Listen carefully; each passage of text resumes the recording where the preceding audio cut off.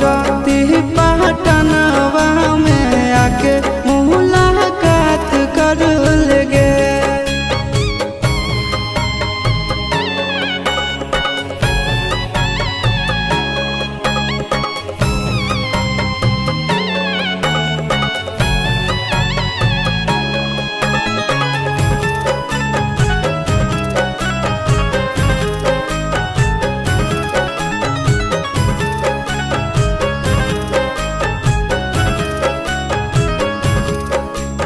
मोरे घर पनिया पिलाई दी है जान गे, कफन ओढ़ाई दी है टूटत ही जब प्राण गे।